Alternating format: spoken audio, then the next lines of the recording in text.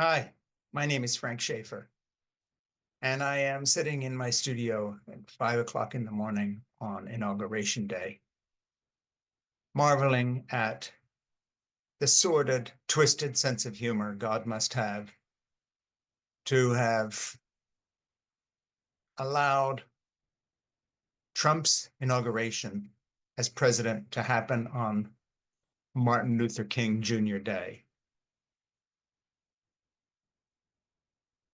What a collision of American values to coexist in the same time and space in history. Two paths, one bending toward the arc of justice, the other toward the arc of conning Americans into voting for someone who seems to come direct from a cage fighting pit in Las Vegas rather than from the depths of American history and ideals. Well, maybe I'm not the only person who won't be watching the inauguration, not as a protest, but because there's a limit to what my blood pressure medication can do for this old 72-year-old man. I'll read a synopsis in a newspaper a day or two later, and then get back to working on my new book. I'm closing in on 5 years of work on this book, and I'm almost done, about to send it to my agent. And that's a point I would like to make about real life being more important than simply following politics and this roller coaster ride of American devolution. At a certain point, enough is enough, and we have to get on with our lives. And, as Bill Maher said the other day, I'm not going to allow Trump to own my brain or something like that during these years. So, what do we all do? Trump voters, liberals, whomever alike. Well, one thing we can do is understand that we are all far better people, nicer people than the pundits in the media clickbait make out to be. A number of my neighbors put up Trump signs. They also plow my driveway for free. There are also people, one of whom I guess my liberal friends would say must be a racist fascist because he voted for Trump. But on Sunday, he teaches a Bible study at a Hispanic charismatic church he's been going to for 40 years, and most of the people in his congregation are brown. We live in a world of contradictions, and I want to beg you all to do something that I guess at my age, I'm wise enough, if I could say that, to know. And that is, don't be a victim of clickbait. Instead, look around at who your real neighbors are. These are human beings like you, whether they're gay, straight, trans, voted for Trump, voted for Kamala, it doesn't matter. We're people. And as history shows, and sadly a lot of young people don't know, we are people who can survive this crisis of American credibility, just as our ancestors survived the crisis of slave owning and got past it, just as Europe lost a third to half of its population and survived the Black Death and came back. Human history is fraud. There are no good guys and no bad guys.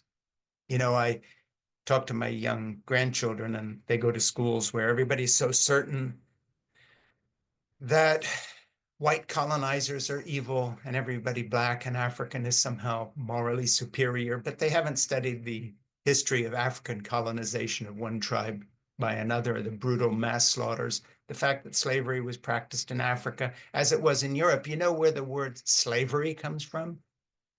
Its derivation is not African, it's from the word Slav, because Europeans, beginning with the Romans, preyed on the Slavs as a constant source of slavery.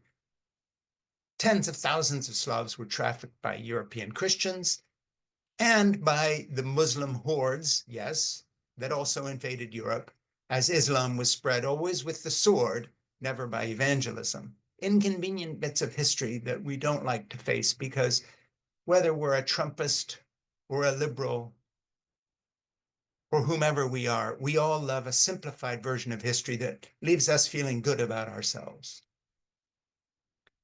makes us feel more moral than our trans neighbor or more moral than our homophobic neighbor, and lets us dismiss anybody who questions the spread of Islam by the sword as Islamophobic so we can feel good about ourselves, or we're Zionists and believe in seizing West Bank properties from Palestinians, or we're Palestinians who believe that our land has been invaded by the interloper, the colonists. But we're very selective in our facts, and we want to make sure that our facts, quote unquote, are edited, at least in our brains, to leave us feeling better about ourselves. So on this Martin Luther King Day, quote, inauguration day of Donald Trump inside the Capitol, that the last Trump inauguration, as it were, had invaded by violent thugs trying to kill policemen and pepper spraying them and hitting them with iron bars, on this day that ushers in what Trump promises to be the mass deportation and arrest of the kind of people, brown people, who are in the charismatic congregation that my white Trump voting friend teaches Bible studies in, who my liberal friends would call a racist, but he does more for the brown people in our community than I do. In this complicated world, let's pause for a moment and just say something very obvious. We are humans at the beginning of our evolutionary cycle. We have survived crises before, and to put it bluntly to you, sorry about the language, we don't know shit. And that goes for us enlightened liberals living in the Harvard belt where I live near Boston, and that goes for people in Oklahoma City. That goes for whomever you voted for, people with weird things tattooed on their chests or head or face, or nothing at all, but a PhD diploma hanging in their office. We're all in the same boat. We don't know shit. We're going to survive Trump just fine. Relax. Take a deep breath. I'm in my pajamas and I'm my bathrobe. My dog is sitting here. This is just after my writing session I do every morning, as I have for 40 years as an author. I'm closing in on a new book. That's my little bit of reality right now. Ooh, it's so important to me. Is it? No, not in the big scheme of things. Oh. But is it a waste of time? No, because I'm a tiny little link in the evolutionary chain like you are. Have some humility. Stop telling people that if they don't put he, him after their name, they're somehow insulting trans people. Stop telling people that you're sickened by the Trump sign in somebody's yard across from you. We are all in the same boat. Stop virtue signaling. Stop thinking you're better than everybody else. Stop looking at Trump as some example of the deep-seated evil contained in all religions. Secularist atheists, by the way, I say I'm an atheist, but I'm a shitty atheist because I also pray. Hey, I can't get away from the way I was raised. Deal with it. But secular atheists like me think somehow we know shit. We don't know shit. And so let's have a little humility as we go forward into this confused moment of American history. It's our Black Death, it's our plague. We'll see who survives, but some of us will. We're still going to be the great global power with responsibilities to people around the globe who look to us for freedom and for guidance and for defense. And somehow we'll get through this. So on this inauguration day, let's just say to the non-existent God, at least I don't think he's there, but what the hell do I know? I don't know shit either. Thanks for nothing.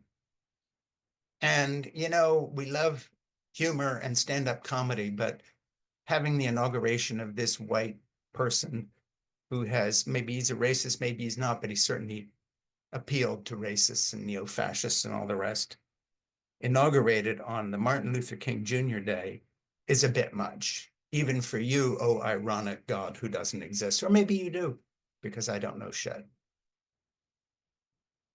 Happy Martin Luther King Inauguration Day of Donald Trump.